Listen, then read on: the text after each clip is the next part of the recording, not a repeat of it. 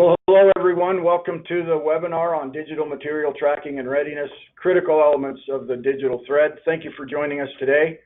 I'm excited to tell you a little bit about what Ineight and Jovix are doing with regard to material tracking. My name is Mark Edwards. I'm the Chief Delivery Officer for Ineight, and I'm joined by Jack Motika and John Chesser. I'm going to let them introduce themselves. Let's go ahead and get started. John, we'll start with you. Sure. Hey, this is John Chesser, Chief Revenue Officer with Jovix. I've been working with Mark and Jack for several years between Ineight and Kiewit, and happy to be here. And my name is Jack Motika. I work for Kiewit. I started 25 years ago as a field engineer, and I've worked my way up to the Director of Project Controls for the Oil, Gas, and Chemical Division. Like John, I'm glad to be here. Thanks, guys. Well, like John said, I've worked with Jack and John for several years and had the opportunity to work with several projects implementing kind of different scenarios around material tracking and visibility. And the great thing about my role at Ineight as Chief Delivery Officer is I have the opportunity to implement several solutions, making our field work more efficient, and all the way from sort of the glimmer in the eye of enhancements that we want to do, all the way from to delivering those to our customers. So what we're going to talk about today is we're going to take you through kind of a few different steps in the kind of evolution and maturation of field visibility to material. And we're going to start off and actually just use some stories of projects that we've been involved with throughout our working together, and kind of talk to you about that evolution and what we can glean from digital material tracking throughout the life cycle. Before I get started though, please, if you have questions, use the chat. And then, since this is a recorded webinar, we will make sure that any questions that come up in the chat, we get those answered and get back to you. Thanks again for joining us, and we'll get started. You know, I think where I'd like to start, Jack, is with you, talking about your experience on projects early on that didn't have the benefit of digital material tracking, but obviously material is a critical element for all construction jobs. So tell us a story in that, you know, kind of back in the day as you were starting, about how projects determine where the material is and how they know when they're ready to begin work. Okay, I'll go to one of the first jobs I worked in back when you had to walk uphill through 6 feet of snow both ways to the job. And the material really started with the field engineers, and they were responsible for getting the drawings and doing a takeoff, figuring out what pipe, what cable, what conduit, what anchor bolts, all those things. What did we need to buy to actually build the job? And so after they, excuse me, done that, at that point they had a bill of materials, and they would take that and give it to either call the vendor themselves or hand it off to purchasing. But it was that field engineer generated bill of bulk materials that they would hand off. Then the purchasing agent would go ahead and they'd write a paper purchase order, and the field engineer may get a copy, they may not get a copy, but you just kind of trusted that all that stuff got bought. The second class of material that we would get would be the fabricated material. And when I talk about fabricated material, that's more the piece marked steel, where each and every piece of steel has a unique tag on it. Same thing for pipe. We'd have spooled pipe, where each piece of pipe would have a different, be unique and have a tag on it. That'd be stuff that after we had written the purchase order, we'd get that list back from the vendor. And it was kind of this ever-evolving list where the tag numbers, some would get added, some would get deleted. But once again, that fell on the field engineer to know what was the current list, and the changes they'd have to, go through and figure out by hand. The last one I'd like to talk about would be engineered equipment bill of material. And so that'd be something where we would go and we'd buy something like a ball mill or a combustion turbine, and you would buy that large piece of equipment from a single vendor.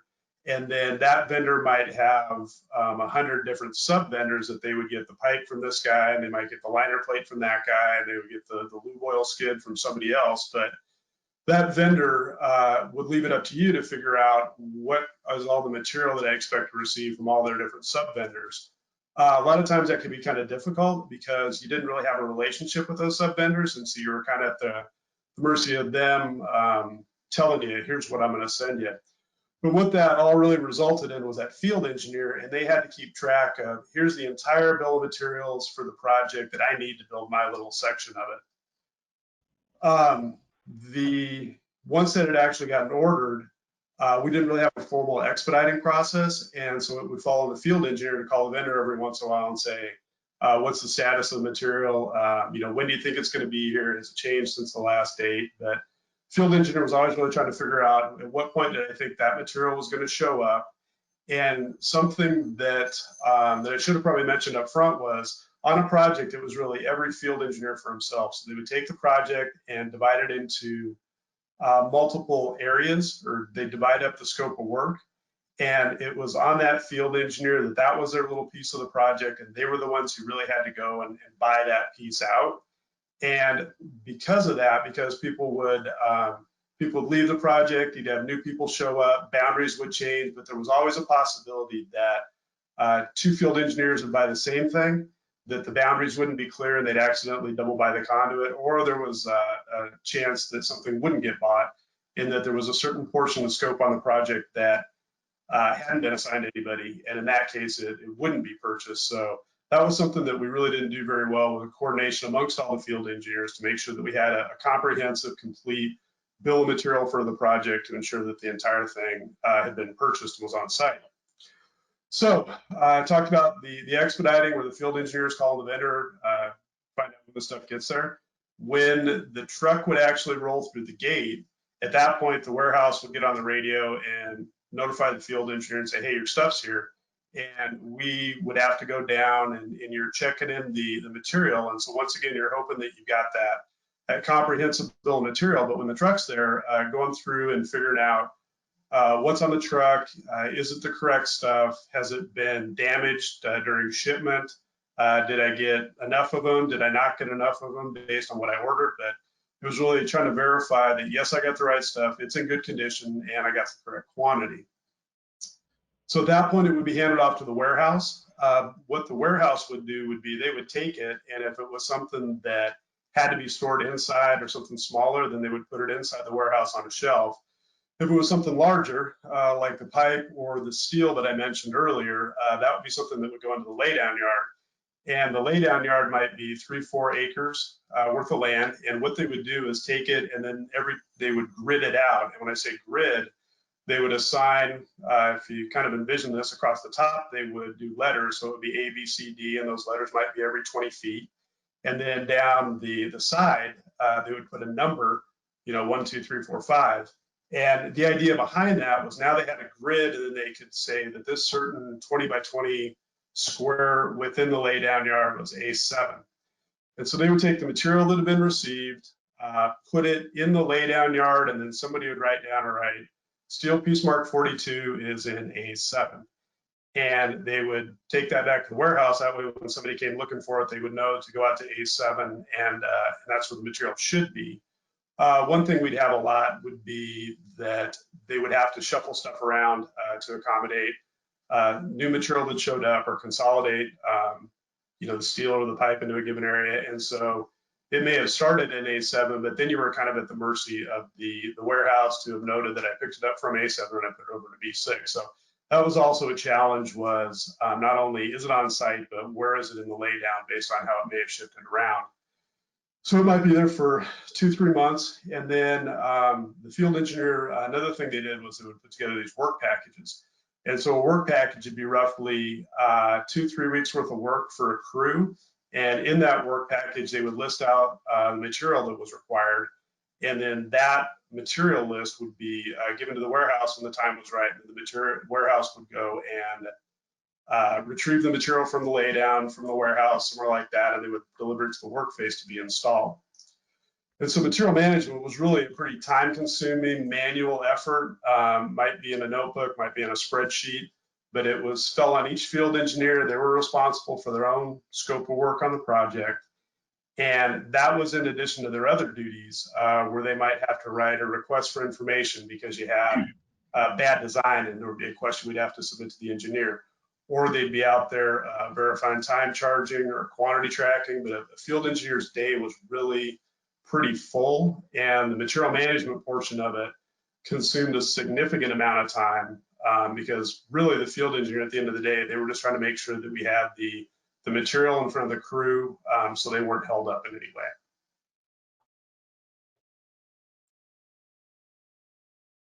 Thanks, Jack.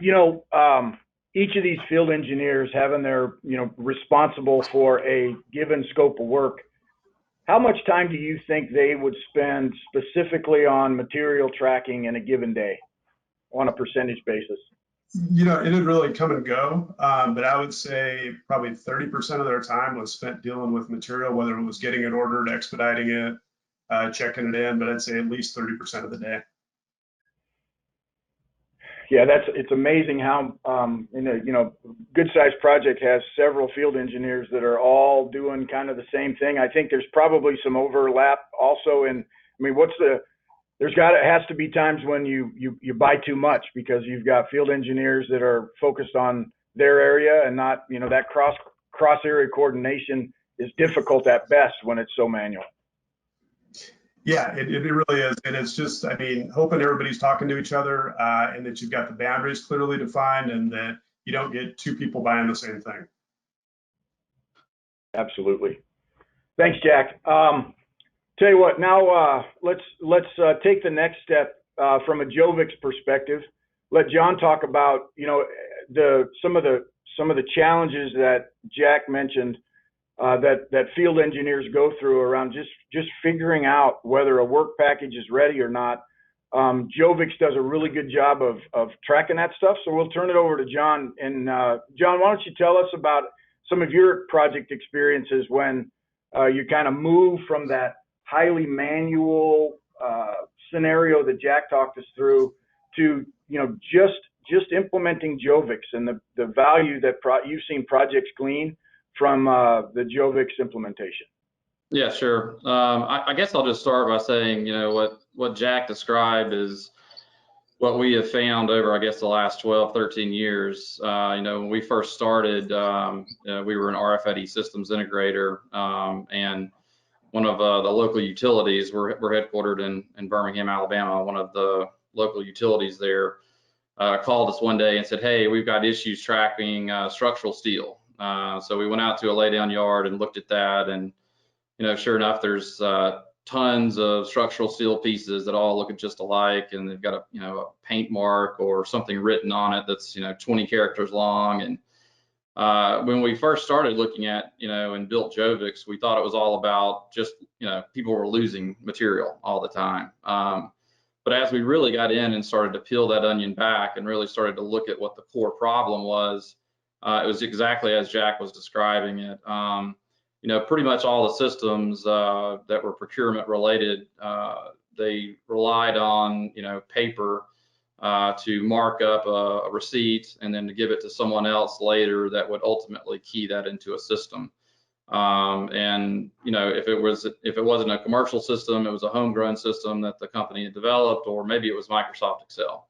But this was, someone was kind of jamming that in from a data entry perspective. And there's a gap in time between when something is actually shipped and when it arrives.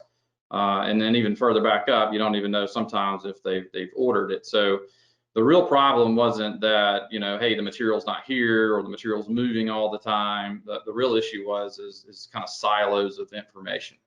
Everyone would get their reports out of those systems or create their own Excel spreadsheet. Everybody's got their own version of the truth. And many times that can lead to chaos. And so we said, hey, what we've got to do is attack this real common work process, whether it's a large project, a small project, a turnaround. We want to make that a digital workflow, right? And so once you make that a digital workflow, now that information is available real time and it's in the cloud. And so multiple people across that project, whether it's suppliers, contractors, construction crews, they're all looking from the same information. And so when you look at AWP, and Ineight is big into helping people with their AWP strategy, material readiness and feeding that kind of digital information into these AWP systems is key. Because AWP is all about starting early, involving construction early, in the planning, so that you're doing your engineering and you're doing your procurement according kind of that path of construction. And what we see is with the concept of a digital supply chain is that you really want to start at the source of that information. So that's a supplier, an equipment manufacturer, a fabricator. They're all going to be ultimately, manufacturing or creating this equipment, these components, according to the, the engineering construction plan. So you want to be able to make that a digital work process all the way from the beginning. Put the tags on, get, whether it's a barcode or a tag. You also want to have a digital packing list, and then tie that back into the work package, so that field engineer, that workplace planner, those guys in construction now, they actually can see, am I going to have all the material that I'm going to have for that job, right? They can plan for their work accordingly. We always say bad news early is good news. So if you know that you're going to have a problem, you can at least correct that before it's in the field. I guess a couple of examples of projects. I'll start on one project that was a big project, about a $15 billion project. And then I'll finish up and talk about a smaller project that was probably around 150 million. On the $15 billion project, this was a large oil and gas project in Canada. And all of the fabrication and equipment, everything was coming from Asia. And there were multiple fabricators. And specifically with the pipe and the steel, they wanted to have that shipped from Asia according to the module work package and according to the installation work package, so that they can basically pull that out of the container, disperse it to the right work face, and know that they have everything. Because in a situation like that, the lead times will kill you. If you think you've got all the material and you actually don't have all the material and it's coming from Asia, just the shipping time to get it there can create a major disruption in your kind of material flow and your construction. So we were able to basically use Jovix and the mobile apps, put an RFID tag and barcodes on each individual steel and pipe item, put that loaded on a skid, tag the skid, loaded the skids into shipping containers, and tag those containers. All of the individual line items were then tied back to the module or the installation work package, so that the guys that were in Canada, there are multiple contractors, multiple mod yards, they're able to pull up, in the application and be able to see, okay, am I going to get all of this material ahead of time and in the right sequence to be able to do that? So that was great, and that helped them from that. But one of the things that we found on this project and with many projects is, there's often a disconnect between engineering, procurement, and construction. And the level of detail that you need for construction may not be there in the procurement phase. In other words, you're going to give a contract or a purchase order to a supplier that, that granular line item detail that you need to plan your work for construction might not be there. So when you're physically tagging something, you're physically putting a barcode or you're physically putting a tag on it, it forces you to ensure that you're putting it on the right ID and that you're putting it in the right sequence. And so on that particular project, one benefit that the owner was able to get out of that, owner and the EPC, was that they found thousands of steel piece marks that were actually wrong, identified incorrectly with the paint mark. And so by going through that process, it forced them to ensure that identification was correct and fix that before it was packaged and before it was shipped. And that allowed them to avoid, some construction delays and issues there. But that's on a large project. On a small project, another example, this is a project, a chemical project in Louisiana. And the owner is well known for their AWP strategy. And so they mandate AWP on all of their jobs. In this particular project, they didn't use RFID tags at all. They basically used Jovix as kind of that common online cloud database, if you will, between the general contractor, the engineering and procurement contractor, and then the construction management contractor. and the owner. And so basically, upon receipt, they were applied barcode labels to everything, and then all of that line item detail was then tied back into the construction modeling software, so that all the field engineers and the workplace planners were able to see a color-coded model of what was going to be coming to the job site and what was going to be ordered. And we were able to go a little bit further because we knew, since we were also integrated with that engineering procurement firms, their procurement system, we were able to actually tell what had been ordered and what had not been ordered. And so based on some algorithms that we've written, we're able to actually predict and then add to the construction model whether or not they're going to be able to complete the work.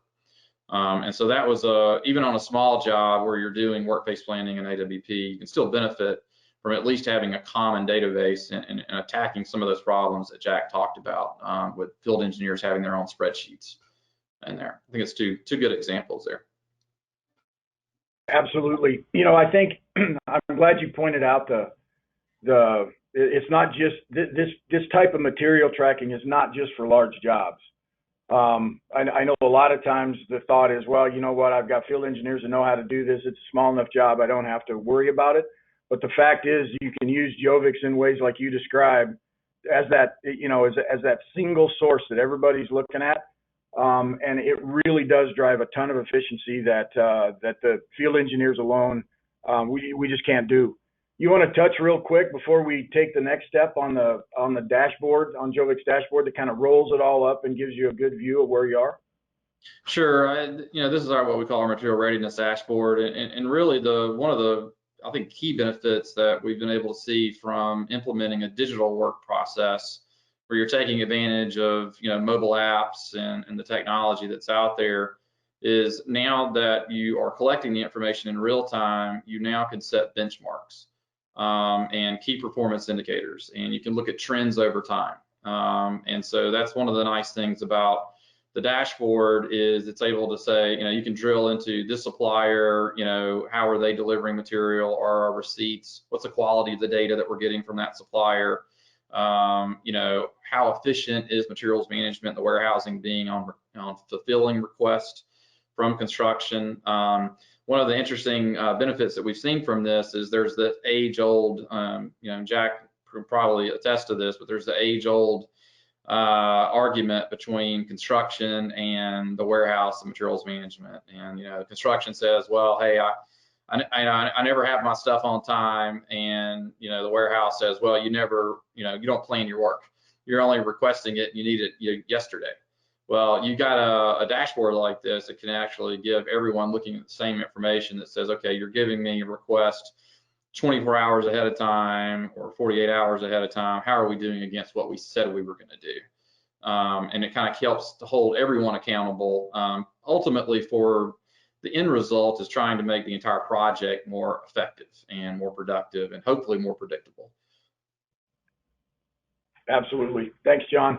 You know, you touched on another thing. I think that using a system like Jovix across several projects also starts to give you insight into kind of supplier management. So how we use the same supplier on a variety of jobs. How have they done getting us material when we said we needed it?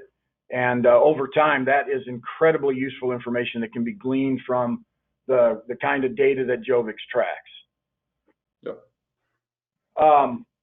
So now we've sort of described that you know, the kind of old school way to do it. If you use a material tracking system like Jovix, the benefits that you get from a single source. But the really starts to drive value when you bring together Ineight solution along with Jovix. And we're really excited about the partnership we have with Jovix for that reason. You know, the Ineight tools are all about planning ahead, knowing where you are every day. Did you get done what you said you wanted to get done? And obviously, material availability and ensuring that everything you need for a work package, even if you're not an AWP project, and we'll talk about that more in just a second, bringing the Ineight tools and Jovix together is extremely powerful. To that end, Jack, I'm going to turn it back to you, and And maybe you can talk about a project or two that that you've been a part of that bring those two together and the value that we've seen from that. Yeah, Mark. So when I mentioned before about what the field engineers are doing there, and John also alluded to it with the advanced work packaging, but I mean, that's something that's relatively new, but work packaging has gone on for years. I mean, it certainly goes way, way, way back. And the whole idea was find a work package. It's actually the first guy I went to work for 25 years ago. He said, if you put the drawings and material in front of the hands, magic happens. And that's the whole goal of the exercise is how do I get the material in front of the hands?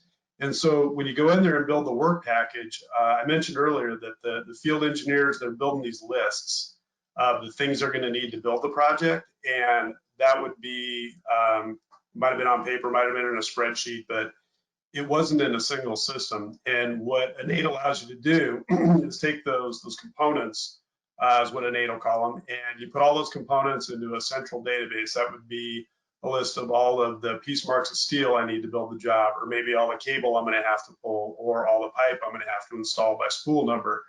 But when I have that common list of what do we need to build the job, when the field engineers go to build those work packs, they'll go to that common pool of components, and then they'll select those things and put them in the work pack. And so, for instance, if I'm going to build a steel work pack, I might look at it and say, you know what, to build this particular, the first level of this structure, I need this 147 pieces. And you'll go in there and it identifies those 147 pieces by that unique piece mark number. And by doing that, when I get that work pack built, because we have the integration between Ineight and Jovix, it can take the Jovix inventory and say, all right, you need this 147 pieces of steel to go out and build this work package. Now let me figure out which of those are on site. Do I have all of it? Do I have half of it? Am I missing two of them? If I am missing two of them, which two am I missing? But it allows you to, once again, going back to, I want nothing to hold the crew up. And so it's that idea of constraint removal. And is there anything that would constrain them from going out, starting the work package, building the whole thing, finishing it off, closing it out quality-wise, and then coming back in and getting another one? And material is a huge part of that. And so the integration between Ineight and Jovix allows me to figure out, is there any material that would constrain me going out and completing that work package? Second thing I have on that work pack is going to be what day do I anticipate starting and finishing?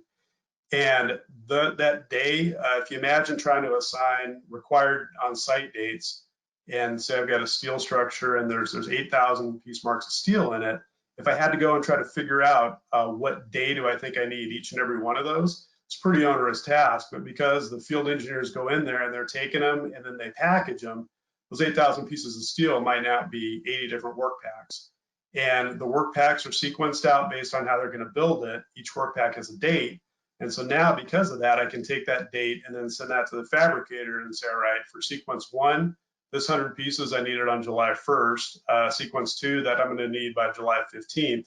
But it allows you to give the fabricator required on-site dates because you've got that packaging mechanism. So I'd say those are two really big benefits to using the Ineight in combination with the Jovix integration. Yeah, I totally agree. You want to touch real quick on the dashboard we have here, and sort of that's sort of the boiled up view of the Ineight tools along with the data from Jovix to give us where we are with regard to work plans that are ready to go. Yeah, you bet. Kind of tough to read on the screen, but in the lower left corner, what it does is it lists out the work packs, and then it's got the work pack availability. And if it's a blue triangle pointed up, I've got it on site. And if it's an orange triangle pointed down, that means I'm lacking something. But what that does, it allows me to go through and figure out, all right, is all the material here? And then if all the material isn't here, I can take it and drill into it further to figure out what piece am I missing. And so if there's 100 pieces in there and I'm missing 99, probably got a problem and I'm not going to want to go out and build it. If there's 100 pieces in there and I've got 99 of them and I'm just missing the one, I can figure out, all right, which pieces that I'm missing, and then I can call the fabricator and expedite it and find out when is it going to be on site. So it really provides that visibility of, are there any constraints, and then lets me resolve those constraints by drilling down into it to figure out what's missing. Yep. We've talked about a few times, we've touched on AWP. John mentioned, kind of planning with the end in mind. So as we take our next step into the evolution of the value of digital material tracking and the Ineight tools, probably one of our largest initiatives this year at Ineight is implementing our AWP type planning into our tools. And I know there's a lot of talk in the industry about it. We do have owners that are requiring it, but I thought maybe I would touch real quickly on what is AWP, and then because the integration and the benefit of bringing Jovix together with the Ineight suite of tools and the planning that we do today, and like Jack said, we've been doing work planning and work packaging for years. That's not a new concept. What is new concept, what kind of AWP brings to that party is the project setup, as you see on the screen here, on the far left, you get all of those teams involved early when you're setting up that project and determining how it needs to be built. What is the right sequence to build it from a construction perspective? So you get the design guys, you get engineers, contractors, and owners, everybody together at the beginning, and then you start working through as you step through these verticals to the right. You determine the path of construction, and then you associate in that path of construction the construction work areas. And then that construction work area is really there's several of those, but it's kind of the wrapper that contains engineering work packages, construction work packages, and procurement work packages in that next vertical. And those then begin to be worked on according to that path of construction and the way those areas are laid out from a schedule perspective in that path of construction. And then the next step is you take each of those construction work packages and begin breaking them further and further down, like Jack mentioned on the 8,000 pieces of steel. You break them down further and further into installation work packages that now you can begin to look at each of those IWPs and figure out where you are with regard to material tracking, and then the constraints that you need to make sure are out of the way so that, again, like Jack said, the magic can happen. If you 30 days out, we are building a constraint engine that will look at the packages that are planned for 30 days out, and if there's any constraints that are not taken care of, the notifications will get sent so that we start to build according to the plan that was developed early on. And that takes us all the way through construction into commissioning.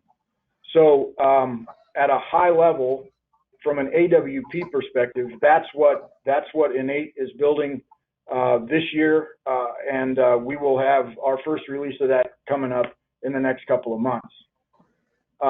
Obviously, the package contains much more than material. We got tools and equipment, safety is accounted for, all of the engineering drawings are ready, we've got people available, and materials are a key piece of that.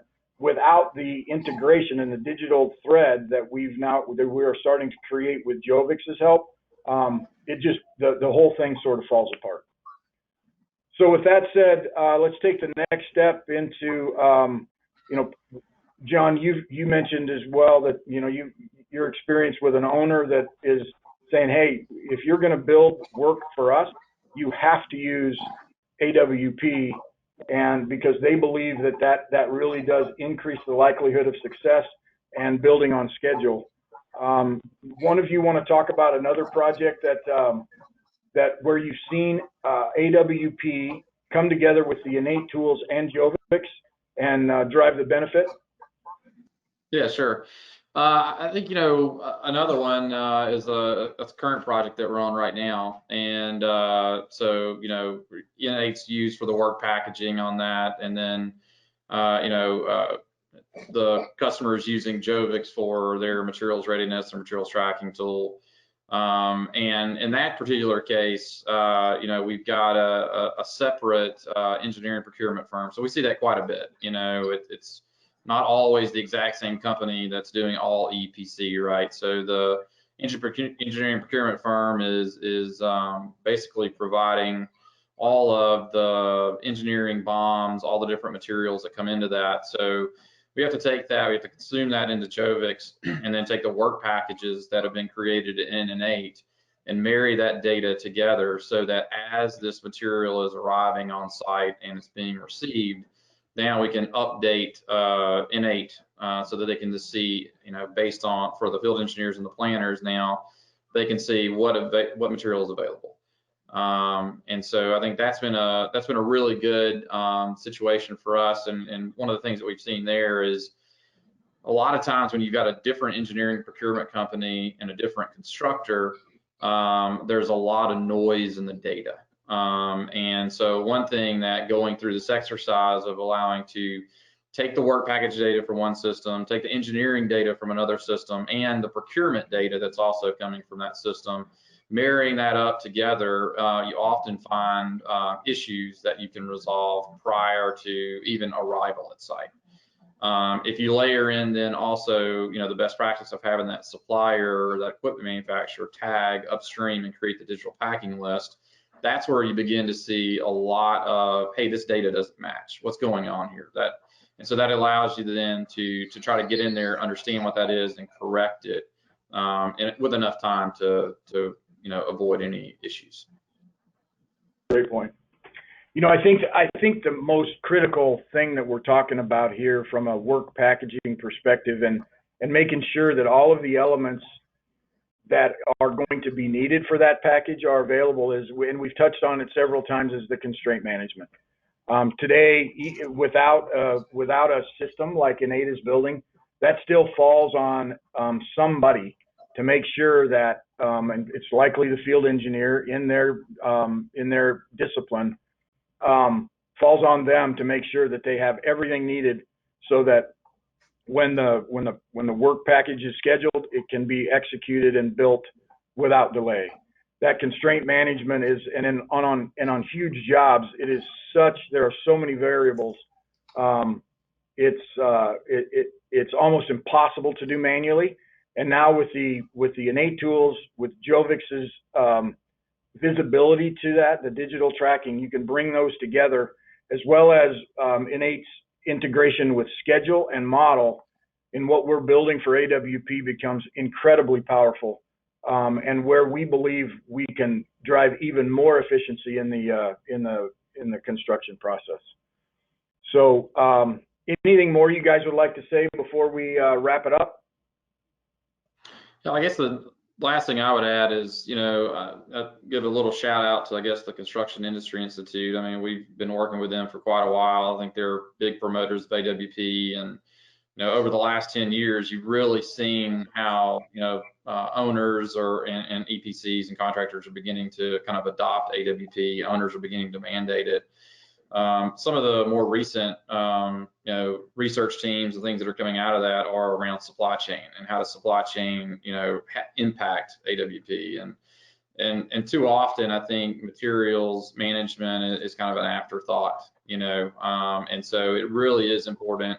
If you could take anything away from this, it's plan early. You need to make sure those suppliers aren't going to create digital packing lists, and they're not going to tag things just because out of the goodness of their heart.